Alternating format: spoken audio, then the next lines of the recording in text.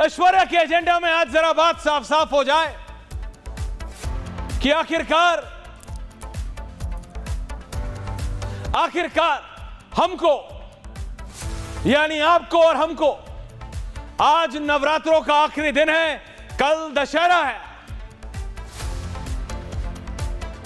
दशहरा क्यों मनाते हैं? रावण का पुतला क्यों जलाते हैं? Victory of good over evil,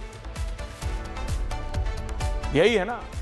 प्रभु श्री राम की रावण पर विजय दशहरा है। बुराई पर अच्छाई की जीत, यही है ना दशहरा। पर क्या हमें पता है आज हमारे समाज में बुराई क्या है? आज ये राजा रूपी बैठे हुए राजनेता, चाहे सत्ता में हो या विपक्ष में, पक्ष में हो या विपक्ष में, मंत्रिमंडल में हो या नेता प्रतिपक्ष हो, क्या ये समझते हैं कि आपके और हमारे जीवन में वो कौन सी बुराइयां हैं जिनसे हम सचमुच निजात पाना चाहते हैं? क्या इन्हें एक आम भारतीय का आम घर, मैं आम आदमी पार्टी की बात नहीं कर रहा हूं, जिन्होंने बड़े स्मार्टली दिमाग लगा के पार्टी का ही नाम आम आदमी पार्टी रख लिया कि जितनी बार आम आदमी बोलो, आम आदमी, उनको लगे आम आदमी पार्टी। क्या आज हमारे राजनेताओं को पता है कि एक आम आदमी के आम घर में क्या मुसीबतें हैं?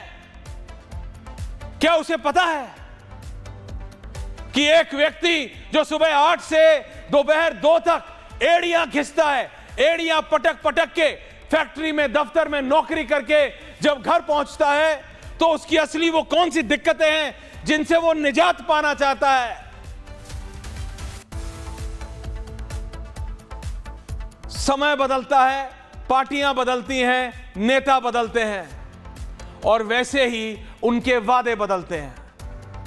जो एक चीज बदलनी चाहिए और जो कभी नहीं बदलती, वो है आम आदमी की दिक्कत। वो दिक्कत चलती जा रही है, चलती जा रही है, चलती जा रही है।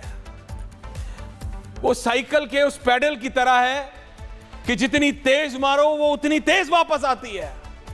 साइकिल का पैडल कभी चलाया है? अभी समाजवादी पार्टी बोलेंगे देखो साइकिल, अरे भैया तुमने चुनाव चिन्ह चुन लिया, उस साइकिल के पैडल पे जितनी जोर से मारो ना पैर, वो उतनी ही तेज वापस आता है। एक आम आदमी की मुसीबत वैसे है अखिलेश यादव जी, साइकिल पार्टी का चिन्ह चुन लेने से, पार्टी का नाम आम आदमी पार्टी रख लेने से, पार्टी का चुनाव चिन्ह कमल का फूल या हाथ का निशान रख लेने से आप आम व्यक्ति की दिक्कतें क्या समझ पा रहे हैं? पिछले 11 साल में भारतीय जनता पार्टी कहती है कि हमने हर उस चीज पे काम किया है जिस पे पिछले 60 सालों में काम नहीं हुआ। हमने सड़कें बनाई हैं, हमने हर घर जल पहुंचाया है, हमने हर घर तक सड़क पहुंचाई है। क्या कभी आपने सुना राहुल गांधी को खड़े होकर, कभी आपने सुना अखिलेश यादव को खड़े होकर, कभी बिहार के इलेक्शन में आपने सुना तेजस्वी यादव को खड़े होकर कि मैं यहां खड़ा हूं आरा के, अररिया के, मुजफ्फरपुर के, सिवान के इस गांव में, और पूछता हूं मैं, और पूछता है भारत नीतीश कुमार से, पूछता हूं मैं, पूछता हुए भारत बाबा से और राहुल गांधी प्रधानमंत्री से कि इस गांव में सड़क नहीं है। यात्राएं निकाल रहे हैं ये नेता। सत्ता में बैठे लोगों से पूछो तो, दिखाओ तो, बताओ। मैं इस जिले के, इस गांव के, इस कस्बे के, इस नुक्कड़ पे खड़ा हूं। आपने कहा था, आपके नेता ने कहा था, आपके राज्य मंत्री ने कहा था, आपके विधायक ने कहा था, आपके मुखिया ने कहा था कि यहां तक सड़क आई है। कहां है वो सड़क? कहां है वो पानी? ये पता है क्यों नहीं कर सकते? करना आसान है, इनको तो काफिलों में आना है, काफिलों में चले जाना है, या वो भी ज्यादा दिक्कतमंद है तो हेलीकॉप्टर में आएंगे, चले जाएंगे। लेकिन सत्ता में बैठे लोगों से पूछो तो who is asking the questions?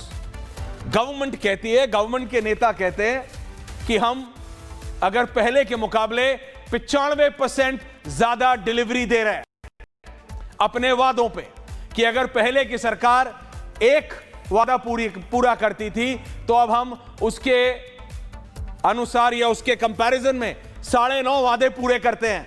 इतने बेहतर हैं हम। जो 70 साल में नहीं हुआ वो हमने 11 साल में करने की कोशिश की है। एक नेता मुझे बताइए जो बोले, जो क्वेश्चन करने के लिए तैयार हो विद फैक्ट्स, कि आपने कहा था इस गांव के, इस जिले के, इस कस्बे में बिजली पहुंची, बिजली नहीं पहुंची, मैं यहां खड़ा हूं, आ जाओ। आजकल तो बहुत आसान है, क्योंकि हर चीज बोलेंगे मीडिया को, चलो मान लिया, वो भी मान लिया। आजकल तो किसी को जरूरत ही नहीं है, ये है सबके पास। और नेताओं के पास तो 3-3, 4-4 हैं। अवधेश जी 3-3, 4-4 स्मार्टफोन है, फोन उठाए, वीडियो बनाए, दिखाएं। अगर नितिन गडकरी कहते हैं कि इतनी सड़कें बनी हैं और अखिलेश यादव कहते हैं कि नहीं, ये सारी सड़कें यूपी स्टेट गवर्नमेंट की हैं और नेशनल की नहीं है, तो दिखाओ तो। सत्ता में बैठे भी और विपक्ष में बैठे भी, पता है किस पे बात करेंगे? मैच, क्रिकेट मैच हो गया साहब, बहुत बड़ा काम हो गया, बहुत बड़ा काम हो गया। अरे हम पाकिस्तान को आज पहली बार हराया है कि हम तो हराते ही आते हैं। और जरा आपने अपने गिरबा में जाके ढूंढा, जैसे मैं उस आम आदमी की बात कर रहा हूं जो एड़ियां अपनी पटक के 12 घंटे काम करके 10 घंटे 8 घंटे की शिफ्ट करके घर जाता है, उसकी जिंदगी में कोई फर्क पड़ा क्या? हमने एशिया कप जीत लिया तो वो मैच जीतने से पहले 27 सितंबर को भी अगर वो पेट्रोल अपनी स्कूटर या मोटरसाइकिल या गाड़ी में डलवाता था तो 94.77 रुपए था दिल्ली में।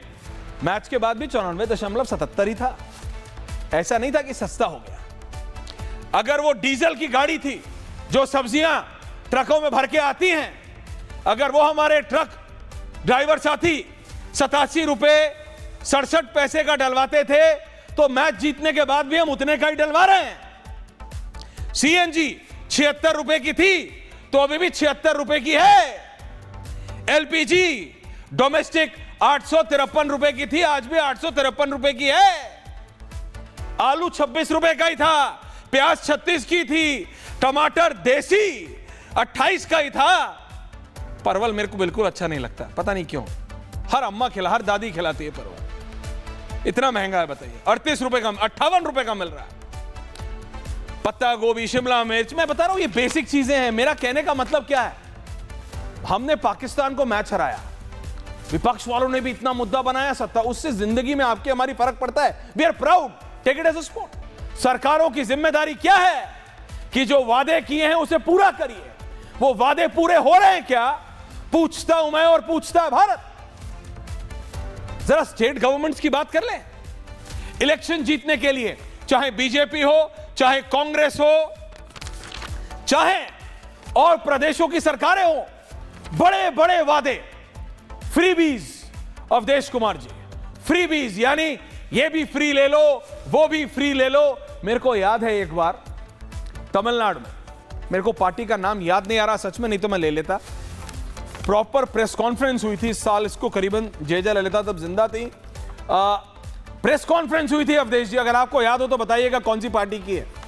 उसमें बाकायदा एक टेबल फैन, एक ओटीजी, एक गैस का चूल्हा, 5 किलो चावल, 5 किलो ये रखा था प्रेस कॉन्फ्रेंस में कि हेलो मैं आ गया तो मैं ये हर महीने दूंगा। टेबल फैन एक बार दूंगा, चूल्हा एक बार दूंगा, बाकी चीजें ट्यूबलाइट एक बार दूंगा और अनाज हर महीने दूंगा। ये फ्रीबीज, ये फ्री का सामान। ये जो वादे जो भी पार्टी करती है आनंद जी, और उसके बाद आप लोग, हम लोग, देश की जनता जो उनकी तरफ मुड़ जाती है, उससे क्या होता है पता है? सुनिए जरा। हिमाचल प्रदेश की सरकार ने वादे तो किए, उसके बाद सीमेंट टैक्स बढ़ा दिया। जितना कंस्ट्रक्शन हो रहा था प्रदेश में, कहा था मैं घटाऊंगा, ज्यादा कर नहीं पाए, बढ़ा दिया। 11 से 16 रुपए कर दिया। पूरी वहां की कंस्ट्रक्शन इकोनॉमी ठप। कर्नाटका ने बस के किराए बढ़ा दिए, जो वादे किए हैं उसकी भरपाई कहां से करोगे, कहां से दोगे, कहां से दोगे? और इसमें सिर्फ हिमाचल, कर्नाटका, तेलंगाना नहीं है, सेंट्रल गवर्नमेंट, केंद्र सरकार की बात कीजिए। क्योंकि भैया देखिए 24 का इलेक्शन था, बीजेपी को प्रेशर फील हो रहा था, उनको जीतना था विद हैंडसम मेजॉरिटी। उन्होंने भी वादे किए आनंद दादा, उन्होंने भी वादे किए अवधेश जी। कमर्शियल गैस सिलेंडर के दाम में 15 रुपए की वृद्धि की गई है। कमर्शियल गैस का सिलेंडर अब 1595 रुपए का है। सही है कि नहीं है? लोग कहते हैं सब की शुरुआत अरविंद केजरीवाल ने की। मैंने कहा भारत की राजनीति को और थोड़ा डिटेल में पढ़िए। अरविंद केजरीवाल ने सिर्फ मौके पे चौका मारने की कोशिश की थी, वो भी उल्टा पड़ गया, हिट विकेट हो गए। पेटी पे पेटी फ्री देने की कोशिश की थी, बोतल पे बोतल फ्री देने की कोशिश की थी, और उसमें वो लुट गए, बर्बाद हो गए। ही हैज लर्न, हाथ जला चुके हैं। छाछ का जला दूध भी फूक फूक के पीता है, ऐसा ही है ना कुछ। अगर मैंने उल्टा कर दिया हो तो ठीक कर दीजिएगा, लेकिन मेरा संदर्भ समझ रहे हैं आप। ये होता आया है, लेकिन इसका खामियाजा आपको और हमको ही भुगतना पड़ता है।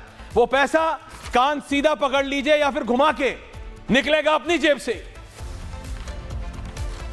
मेरा कहने का तात्पर्य सिर्फ इतना है कि हमारी जो असली मुसीबतें हैं उनको अंत करने के लिए उसके अंत पे कौन काम कर रहा है, सत्ता या विपक्ष?